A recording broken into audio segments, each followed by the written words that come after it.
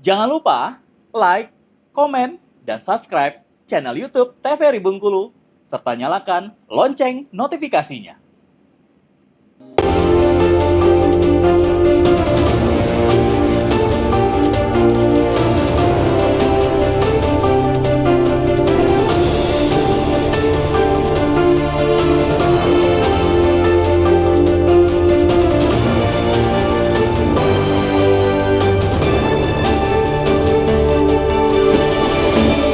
Terima kasih Anda kembali menyaksikan Berendo TVRI Bengkulu. Kali ini saya mau ke Bang Dayat lagi nih. Kita menyambung perbincangan tadi. Kalau tadi disebutkan memang tantangannya luar biasa ya. Mulai dari pandemi COVID-19 walaupun ternyata dilihat sebagai peluang.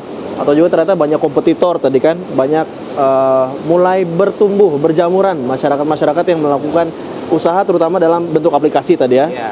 Dan juga memang perlunya ada skill atau sifat adaptif ya. Adaptif. Dan tentu Kupasan ini berinovasi. Tadi kalau kita bicara di belakang tadi, Kupesan juga bukan hanya sekarang jual ini ya, menjual sayuran, tapi ternyata ada menu-menu lain ya. Mungkin bisa dijelaskan Bang, inovasinya seperti apa? Iya. Jadi awal dari menjual kebutuhan dapur ini membuka ternyata menu-menu yang lain ya. Artinya produk-produk yang lain juga bisa kita munculkan ya. Di awalnya itu produknya kan cuma untuk sayur, buah, kemudian bumbu-bumbu Pak, ya bumbu, kemudian produk yang lain-lainnya lah yang seputaran dapur gitu kan. Nah lalu muncullah tadi seperti saya singgung dikit tadi, karena ada permintaan dari pelaku usaha melalui Pemda Pak ya, melalui Dinas Koperasi.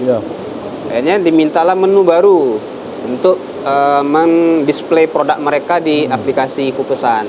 Karena Kupesan waktu itu di-launch sebagai aplikasi marketplace UMKM pertama di Bengkulu. Pertama di Bengkulu ya. Nah, jadi saya buatlah menunya dengan teman-teman ya. Dan seiring berjalan waktu lebih kurang setahun itu masuk sekitar 200 sampai 250 UMKM, Pak. Ya, dan datanya masih ada dengan kita. Dan transaksinya memang belum rame, masih kecil. Jadi kalau komplain ya, ini mana orderannya gitu. Nah, biasalah Pak seperti itu kan. Dan itu semua saya berikan. Jadi nggak ada biaya pendaftaran, nggak ada pemotongan komisi ya, kayak di aplikasi lain kan ada biasa komisi dan segala macam gitu kan. Kita nggak ada. Nah kemudian terakhir saya buatkan untuk kurirnya juga. Jadi kita udah ada aplikasinya untuk jualan, untuk display produknya sudah ada. Jadi ini gimana nih cara pengantarannya? Kan UMKM-nya malas juga kadang ngantar sendiri kan. Kayaknya itu saya buat juga kemarin itu sempat saya buat ya. Saya gandeng lah kawan-kawan yang mau untuk nambah penghasilan ya Pak. Untuk mengantar. Kayak ojolnya gitu ya. Ojol Kupesan. Oke, jadi memang bermitra dengan ojol ya? Enggak, kita buat sendiri. Buat sendiri ojol di Kupesan ini? Kupesan itu. Jadi aplikasi kurir ojolnya itu nyambung dengan aplikasi Kupesan yang sudah ada. Jadi waktu itu sudah ada lah beberapa, belum nyampe 20 orang yang daftar gitu kan. Yang aktif tuh mungkin sekitar 10 orang lah. Oke, dan masih berjalan hingga kini ya? Nah, pas akhir tahun kemarin itu nggak jalan sama sekali. Apa tantangan yang didapatkan? Tantangannya biasa, itu kompetitor memang luar biasa kan. Oke, nah yang pertama ya. Kompetitor. Yang kedua juga mungkin ya dari segi sumber daya saya dan ya baik itu modal dan tim juga belum kuat. Oh, belum kuat. Oke, ini menarik kalau saya mau sambung ke Pak Erwen. Kalau masalah tantangan, kalau kita bicara soal Kupesan, saya rasa Kupesan sudah bisa bertahan beberapa tahun ya. Tapi banyak sekali teman-teman pelaku usaha yang ingin memulai usaha, tapi kan banyak juga yang jadi seumur jagung. Banyak sekali umurnya pendek, gulung tikar akhirnya. Kalau melihat tantangan utamanya sendiri, selain memang pelaku usaha harus berinovasi, seperti apa ya tantangan yang Pak Erwen lihat? Jadi kalau usaha kita seperti ini banyak yang pasang surut seperti itu. Jadi kalau kami lihat pengalaman selama ini memang pelaku usaha mikro yang kecil, yang di bawah kecil. Kalau mikro kan di bawah kecil lagi. Itu rata-rata mereka ini tersandung atau ini dengan modal. Betul. Dengan modal. Ya. Makanya kami dari Dinas Koperasi UKM kalau dari 2024 itu kami ada pendamping KUR. Ya. Jadi pelaku UMKM ini bisa koordinasi ke kita, nanti kita fasilitasi. Dalam artian fasilitasi kita koordinasikan dengan perbankan. Ya. Dilingkan Pak ya. Dilingkan, ya. Gimana syarat-syarat yang mudah.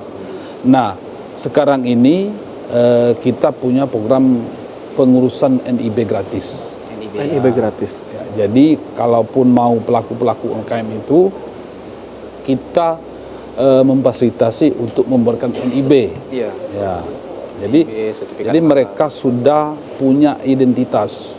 Ya, walaupun misalnya cuman separuh musim. Nah, ini kan banyak ini kan. Seperti di Sawah Lebar ini kan jualan durian itu kan separuh musim. Ya. Antara musimnya mungkin 3 bulan kan, tidak lagi kan? jualan nggak lagi. Ya. Kemudian musim lagi jualan lagi. Nah, itu walaupun separuh musim mereka juga bisa. Ya. NIB ya? Ya, ini juga bisa. Yang penting ada nomor HP yang artinya Android. Nanti sebenarnya ini ranahnya DPM PTSB. Ya. Ya. Tapi DPM PTSB mereka nggak mungkin terlalu mendetil untuk membantu pelaku UMKM.